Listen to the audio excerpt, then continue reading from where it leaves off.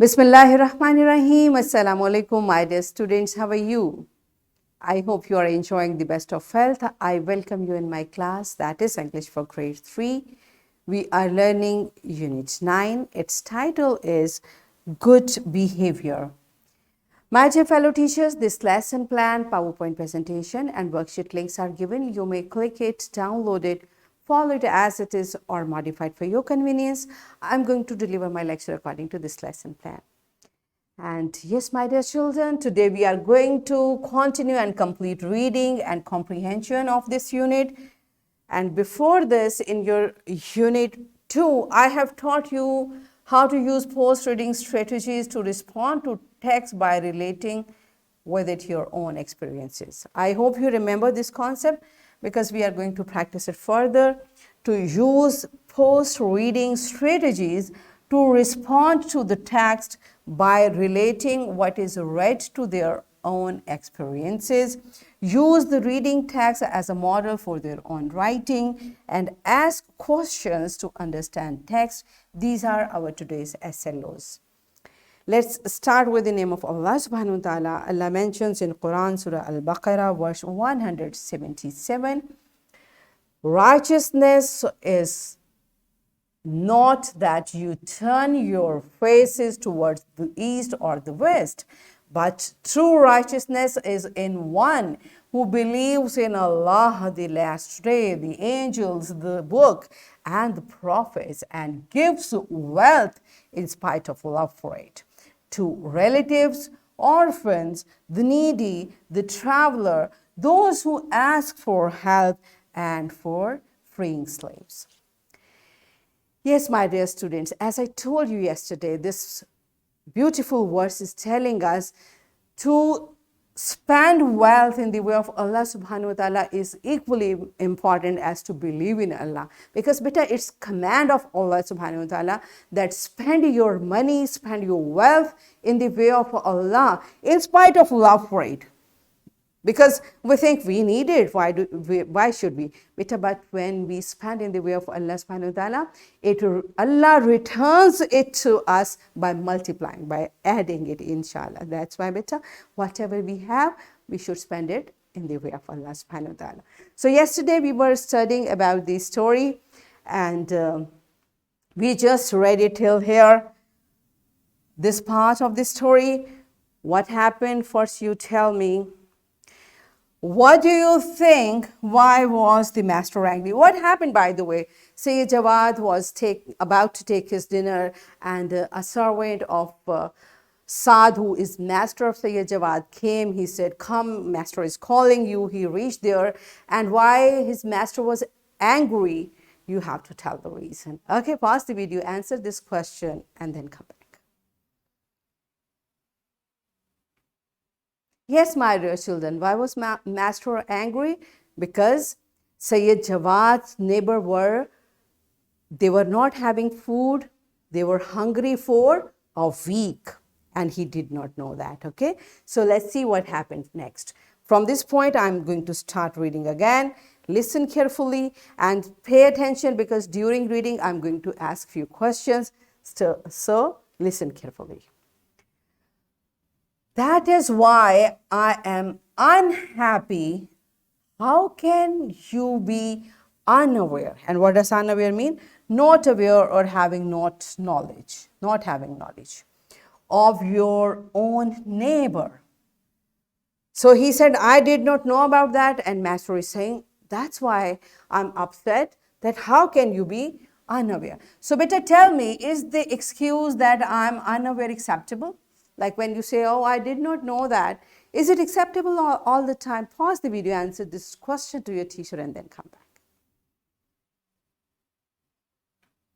Yes, the text of this story is telling us saying I'm unaware is not acceptable all the time because you are a responsible person. The people around you, in your family, in your neighborhood, it's your responsibility. You should be careful. Are they happy? Are they okay? Is everything okay with them? We should keep finding it. That's why saying I am unaware about my neighbor is not acceptable, all right? For 7 days, they have been suffering And you are telling me that you do not know about this?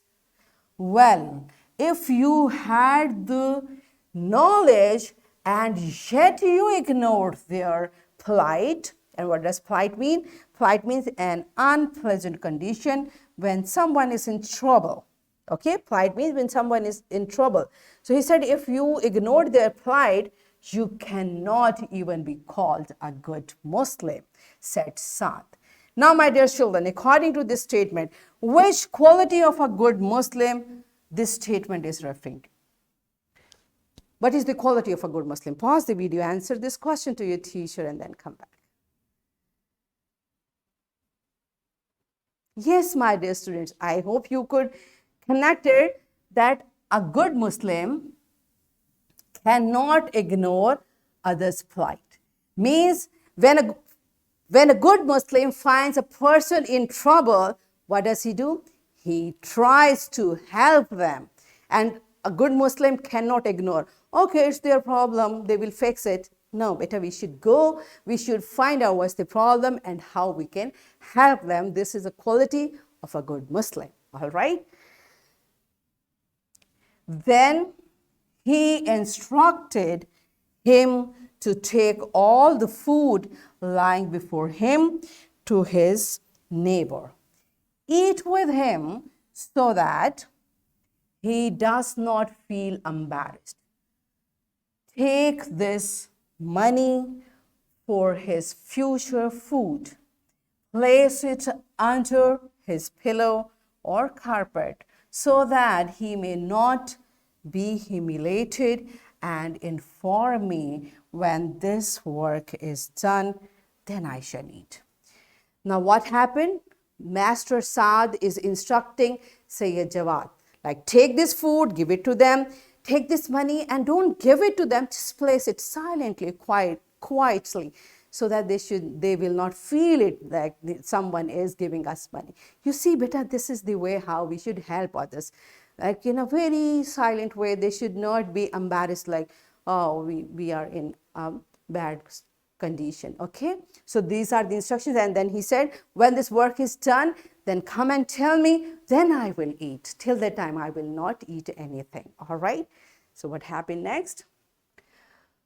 Hazrat Muhammad Rasulullah Khatamul Nabeen sallallahu alayhi wa sallam says, do not eat your full while your neighbor is hungry. This hadith is mentioned in Bukhari. Now you tell me, how will you explain this hadith? What this hadith is telling us? Explain it to your teacher, and also tell to your teacher how do you take care of your neighbors. And locate this lesson in the table of content. Yesterday I told you how to find text in table of content. So there are 3 tasks I'm giving you. Do all of these 3 and then come back. Yes, my dear children, I hope you could explain it that better. If our neighbor is hungry and we have a lot of food, how can we eat all of that? We should share it. This hadith is motivating us to share our food with our neighbors, okay? And there are many ways we can take care of our neighbors. I hope you have mentioned, all of you have mentioned, and you located this text in the table of content. Good job. All right. Now it's time for a beautiful activity. What you are going to do? All of you narrate an incident when you helped your neighbor. Now in this story, we learned to help our neighbors. So was there any time when you helped your neighbor, and how did you do that? All of you tell to your teacher one by one. Pause the video, enjoy the activity, and then come back. Yes, my dear children, I hope all of you helped your teacher, your neighbors in a nice way, and you told it to your teacher. Good job. So first we are going to answer these questions. These questions are from the part of the story we just read. You will answer these questions orally, then you will write the answers in your notebook. And here are multiple choice questions. You will read the statement and you will select the right answer from these options. Okay, complete both of these tasks, pause the video, complete the task, and then come back. Yes, my dear children, are you done with it? Good job. Now what's next? It's time for your homework. And I'm giving you homework to write 3 ways. You have mentioned different ways to help your neighbors. So you are supposed to write just 3 ways in which you can help your neighbors. Because beta, everyone told a way how you help your neighbors. So we have many ideas. Out of those, you are just going to write 3 ideas which you like to help your neighbors. This is your homework, and here is a worksheet, my dear fellow teachers. This worksheet, lesson plan, PowerPoint presentation links are given. You may click it, download it, and kindly provide a printed worksheet to students for practice. So my dear children, what we have learned, we learned to use post-reading strategies to respond to the text by relating what is read to their own experiences and ask questions to understand text. Are we done with it?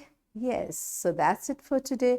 Tomorrow I'll come again with a very interesting lesson. Till that time, keep learning and take very good care of yourself. Thank you and Allah Hafiz.